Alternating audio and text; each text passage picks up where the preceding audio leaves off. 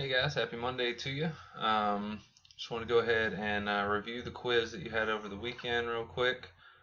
Before we start looking at the actual problems themselves, I wanted to address an issue that I saw in how you actually submitted your quiz. So in the future, if we have more problems like this, you'll know, okay, this is the question itself.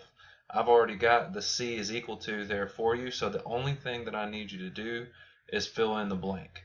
Okay, so I don't remember what the answer was here. Let's say the answer though was 5. Okay, then all I would need in the blank would be that 5 like that. Okay, and see how it fills in the blank for you. Okay, I don't need you to give me again C is equal to 5. Okay, if you're paying attention to what's in the blank, it should make sense to you. So just give me whatever your answer is when I have it set up for you this way. And when I have equations, this is how we'll do it.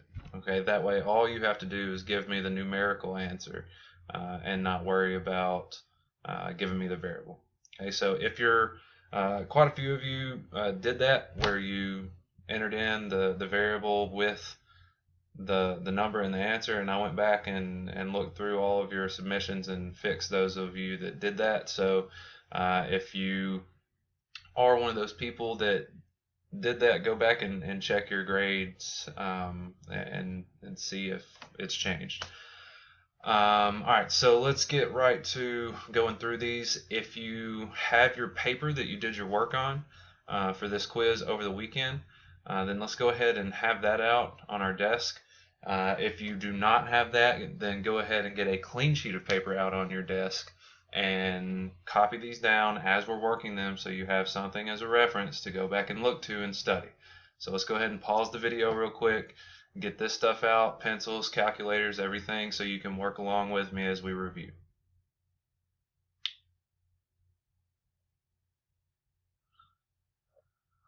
Okay, so for number 1, I've got a variable on the left, a variable on the right. The 5x is the only thing that I have on the right side of this equation. So I've told you numerous times, do not get rid of everything on one side of the equation. I don't want to get rid of the 5x. So instead, I'm going to get rid of the 3x. I do that by subtracting 3x from both sides. Okay, your 12 is going to come down. The equal sign stays on the line. 5 minus 3 leaves me with 2x. Now I'm down to a one-step equation where I need to undo this multiplication by dividing by 2 on both sides. And 2 divided by 2 gives me 1x. Equal sign stays on the line, and 12 divided by 2 is 6. And I realize here that in your answer choice, where it was fill in the blank, you had it written as, for you, as x is equal to blank. And this is 6 is equal to x. Okay, but just think about the fact that no matter which way I write this, it means the same thing and it's still true. And so hopefully that didn't trip you up, the fact that the variables were on opposite sides. But x is equal to 6 there for your first problem.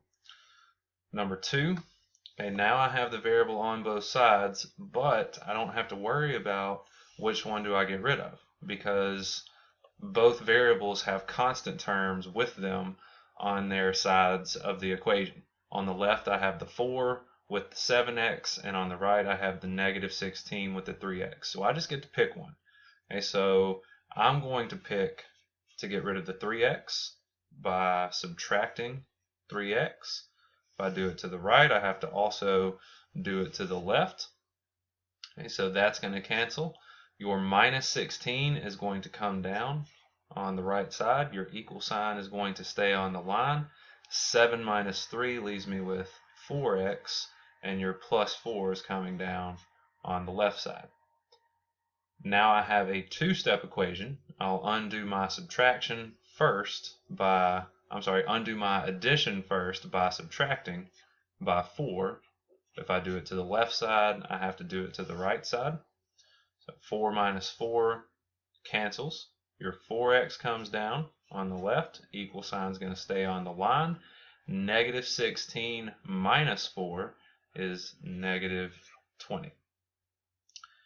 Now I have a one-step equation that I'm going to solve by undoing your multiplication by dividing by 4. If I divide it on the left, I have to also divide on the right. This cancels and leaves me with 1x. Equal sign stays on the line. Negative 20 divided by 4 for a final answer of negative 5. All right, moving on to number 3.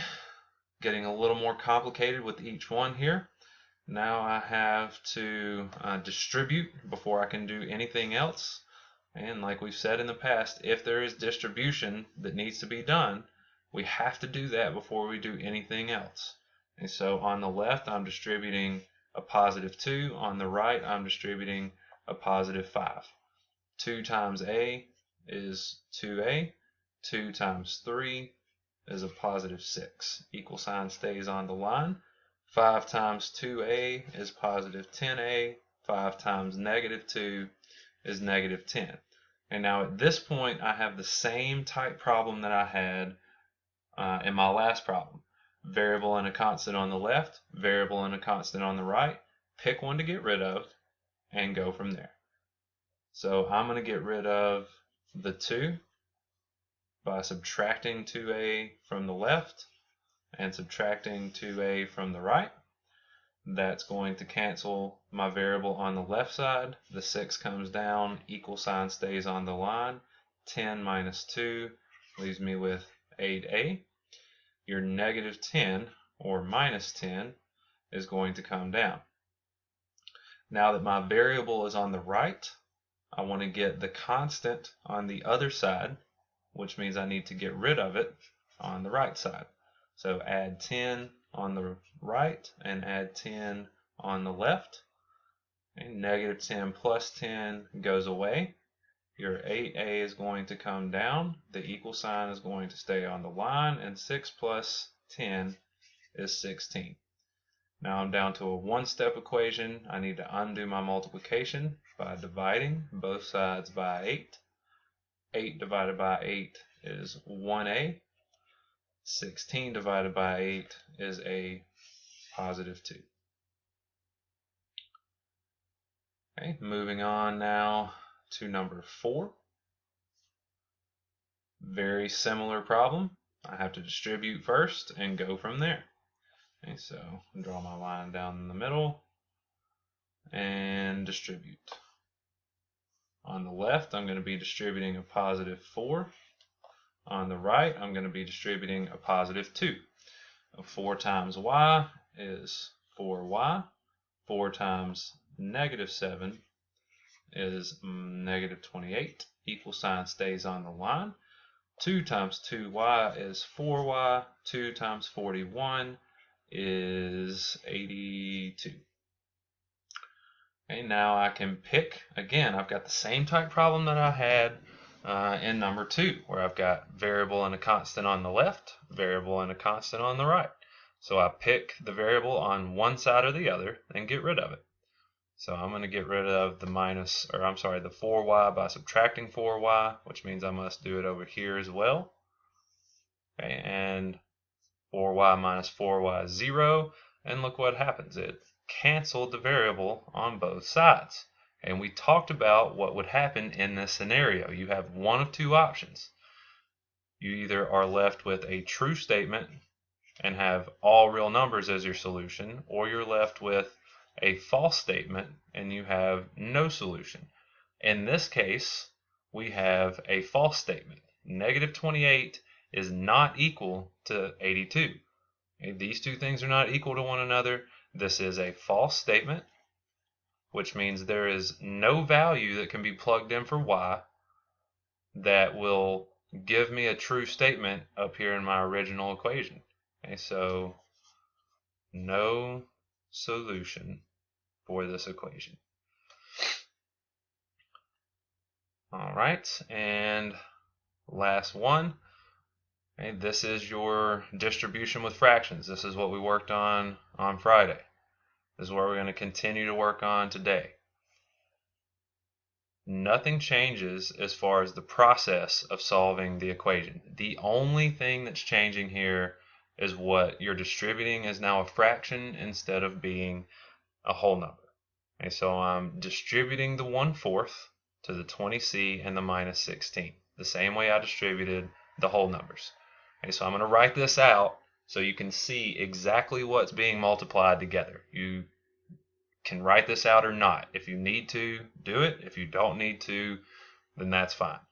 Okay, so my first distribution is 1/4 being multiplied by 20c. Okay, my second distribution is 1/4 being multiplied by 16. The equal sign stays on the line. The 26 comes down. Okay, so 1/4 times 20 is 20/4. Okay, if you want, you can write these as whole numbers by placing them over 1. If that is more visually appealing to you, then go ahead and do that. And we'll go ahead and